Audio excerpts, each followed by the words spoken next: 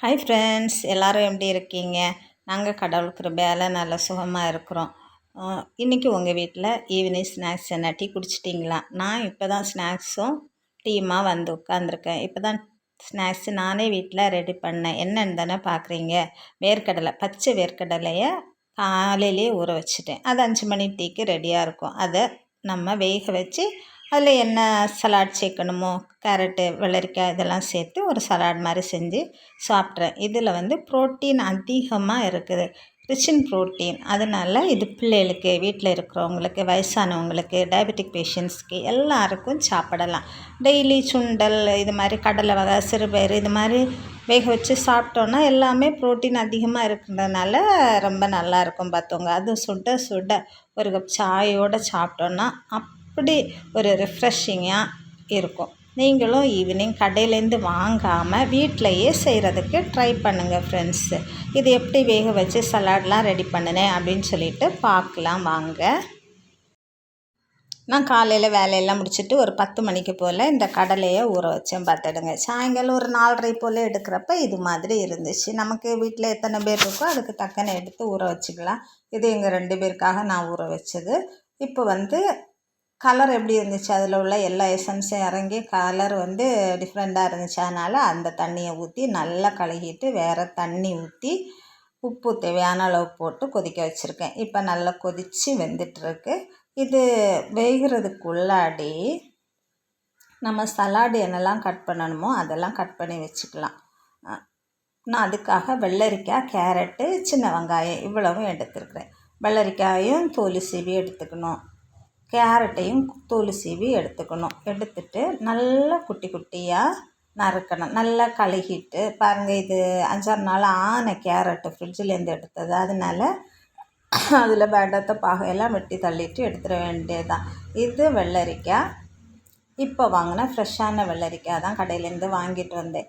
இது ஒரு வெள்ளரிக்காய் 5 ரூபா தான். 3 வெள்ளரிக்காய் 15 ரூபான்னு வாங்கினேன். அதில் ஒன்று வந்து அம்மாட்ட கொடுத்தேன், ஒன்று நான் குழம்புக்குன்னு வச்சுட்டேன். இது அதில் கிடந்ததில் கொஞ்சம் சின்ன பிஞ்சு சைஸு, அதனால் நம்ம பச்சையாக சாப்பிட்லான்னு சொல்லிட்டு தான் வாங்கிட்டு வந்தேன். இது டயபெட்டிக் பேஷண்ட்ஸுக்கெல்லாம் நல்லது, நீர் சத்து. இப்போ வேறு சம்மர் வெயில் அடித்து கொளுத்துது பற்றியெல்லாம். நம்ம இந்த வெள்ளரிக்காய் எல்லாம் சாப்பிட்டா அது உடம்புக்கு நல்லது தான். நான் எல்லாத்தையுமே தோல் உரித்து எடுத்துட்டேன். கொஞ்சமாக சின்ன வெங்காயம் உரித்து எடுக்கிறேன். பெரிய வெங்காயத்தை விட இந்த சின்ன வெங்காயம் போட்டோன்னா ரொம்ப டேஸ்ட்டாக இருக்கும் பார்த்துவோங்க.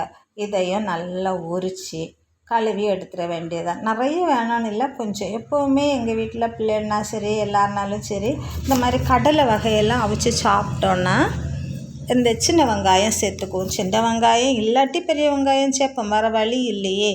அதனால் இதை இப்போ குட்டி குட்டியாக கட் பண்ணணும். பாருங்கள், இந்த கட்டரில் வச்சு கட் பண்ணால் ரொம்ப ஈஸி. எனக்கு இந்த அருவாமனையில் வச்சு கட் பண்ண வரவே வராது. ஒரு நாள் கூட அந்த மாதிரி கட் பண்ணி பழக்கம் இல்லை.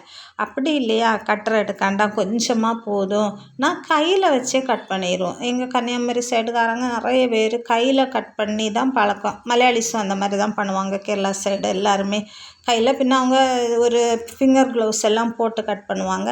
நமக்கு அதுவும் கிடையாது, சும்மாவே கட் பண்ணிடுவோம். பெரிய அம்மா மாதிரி பாட்டி மாதிரிலாம் எல்லா காய்கறியும் கை வச்சு தான் கட் பண்ணுவாங்க. மீன் மட்டும் அருவாமனையில். அந்த காலத்தில், இந்த காலம் அதெல்லாம் கிடையாது. பாருங்கள், இப்போ வெள்ளரிக்காய், கேரட்டு எல்லாம் ஒரே சைஸில் குட்டி குட்டியாக கட் பண்ணி எடுக்கிறேன். இது ரொம்ப ஹெல்த்தி. ஏன்னா நம்ம சாப்பிட்றோம், இந்த கேரட்டில் வைட்டமின் ஏ நிறைய இருக்குது, கண்ணுக்கு ரொம்ப நல்லது. பிள்ளைகளெல்லாம் இஷ்டப்பட்டு சாப்பிட்ற ஒரு காய்கறியில் ஒன்று. பச்சையாகவே சாப்பிட்லாம். நான் எப்போ சந்தையில் போய் வாங்கிட்டு வந்தாலும் ஃபஸ்ட்டு 2 அண்ணா சாப்பிட்டுட்டு தான் மீதியை பேக் பண்ணி ஃப்ரிட்ஜில் போடுவேன். ரொம்ப சிலது நல்ல ஸ்வீட்டாக ரொம்ப டேஸ்ட்டாக இருக்கும், சிலது வந்து டேஸ்ட்டு கம்மியாக இருக்கும். நமக்கு எது நல்லா இருக்கோ அதை பார்த்து. கேரட் நான் 1/2 கிலோக்கு 6 கேரட்டு கிடச்சாலுமே அதில் 2 எண்ணத்தை தின்னு போடுவேன். அது எனக்கு எப்போவுமே உள்ள பழக்கம். தேங்காய் திருவினா தேங்காய் திருவியில் பாதியை தின்னுவோம் இல்லையா, அது மாதிரி கேரட் வாங்கினா கேரட்லேயும் பாதியை சாப்பிட்றதேன். இது மாதிரி சின்ன வெங்காயத்தையும் ரவுண்டாக கட் பண்ணிக்கோங்க. ரவுண்டாக கட் பண்ணிவிட்டு கொஞ்சம் உடச்சி விடணும். அப்போ அது சின்ன சின்ன பீசஸாக நமக்கு ரவுண்டாட்டு கிடச்சிரும். நான் இப்போ எல்லாத்தையும் கொஞ்சம் உடச்சி எடுக்கிறேன். இப்போ கடலை வடித்து எடுத்தாச்சு. அதை ஒரு பவுலில் மாற்றிட வேண்டியது தான். மொத்தமாக இவ்வளோ தான் பார்த்துடுங்க. இப்போ நான் கட் பண்ணி வச்சுருக்கிற காயை சேர்த்தாச்சு. இதில் உங்களுக்கு தக்காளி வேணும்னா தக்காளி சேர்த்துக்கோங்க. எனக்கு அதில் பெரிய இன்ட்ரெஸ்ட் கிடையாது, அதனால் நான் தக்காளி சேர்க்கல. தக்காளி சேர்த்திங்கன்னா உள்ளே இருக்க அந்த சீட்ஸு தண்ணி எதுவும் சேர்க்காதீங்க. அந்த அவுட்டர் கோட்டிங்காக இருக்கிற அந்த சதப்பாகத்தை மட்டும் சேர்த்தா போதும். அப்படியே இதில் தேவையான அளவுக்கு உப்பும் பெப்பரும் சேர்க்கணும் பார்த்துடுங்க. சாட் மசாலா கூட சேர்க்கலாம். எனக்கு இந்த கடலையில் சாட் மசாலா சேர்க்குறதுக்கு இஷ்டம் இல்லை. இப்போ சர்வ் பண்ண வேண்டியதான். சுட சுட சாயம் அடுப்பில் வச்சு சாயம் ரெடி ஆயாச்சு. ரொம்ப நல்ல காம்பினேஷன். ட்ரை பண்ணி பாருங்கள். தேங்க்யூ. பாய்.